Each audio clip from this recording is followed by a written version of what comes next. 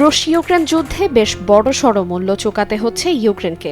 আমেরিকার কাছ থেকে পাওয়া সহায়তার বিনিময়ে ইউক্রেনে থাকা বিরল খনিজের ভাগ দিতে হবে দেশটিকে। প্রেসিডেন্ট ভলোদিমির জেলেনস্কির আসন্ন আমেরিকা সফরে এই সংক্রান্ত একটি চুক্তি হতে পারে। চুক্তিটি হলে ইউক্রেনের বিরল খনিজ সম্পদে যুক্তরাষ্ট্রের নিয়ন্ত্রণ প্রতিষ্ঠিত হবে।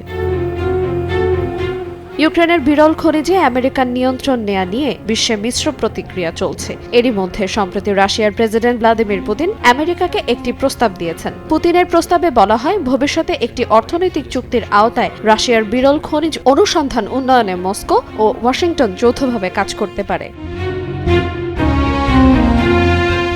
কিন্তু রাশিয়া কেন নিজ দেশের মূল্যবান ধাতু আমেরিকার সঙ্গে ভাগ করতে চাইছে, আর রাশিয়ার কাছে কতটা বিরল খনিজ মজুদ আছে? মার্কিন ভূতাত্ত্বিক জরিপ সংস্থা USGS এর তথ্য অনুসারে বিরল খনিজের মজুদে বিশ্বে রাশিয়ার অবস্থান পঞ্চম। তাদের অনুমিত হিসাব বলছে দেশটিতে মোট মজুদের পরিমাণ 3.8 মিলিয়ন মেট্রিক টন।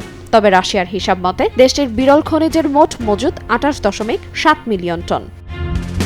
আমেরিকা ও ইউক্রেনের মধ্যে খনিজ চুক্তির খসড়া নিয়ে আলাপ আলোচনার মধ্যেই পুতিন তার প্রস্তাবটি দেন। এ বিষয়ে কাজ করতে ট্রাম্পও আগ্রহী। তিনি বলেছেন, খনিজ নিয়ে রাশিয়ার সঙ্গে আমেরিকার চুক্তি হলে উভয়ই লাভবান হবে।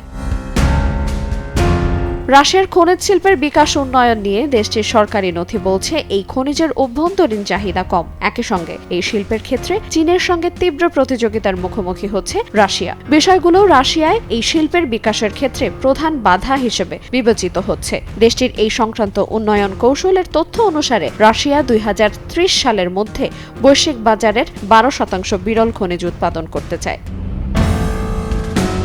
এই লক্ষ্যমাত্রা অর্জনে অধিক সংখ্যক খনিজ উত্তোলনের বিকল্প নেই, আর তাই আমেরিকার সঙ্গে মিলে বিরল খনিজ অনুসন্ধান এবং এই খাত বিকাশের উদ্যোগ নিয়েছে রাশিয়া। বিরল খনিজ নিয়ে একটি বৈঠকে রুশ প্রেসিডেন্ট পুতিন বলেন, এটি রাশিয়ার অর্থনৈতিক উন্নয়নের জন্য একটি অগ্রাধিকারমূলক খাত। পুতিন তার বক্তৃতায় বিরল খনিজ অনুসন্ধান, উত্তোলন ও তা ব্যবহারের দক্ষতা বাড়ানোর জন্য সংশ্লিষ্টদের আহ্বান জানান। আইরিন আয়াত, সময় সংবাদ।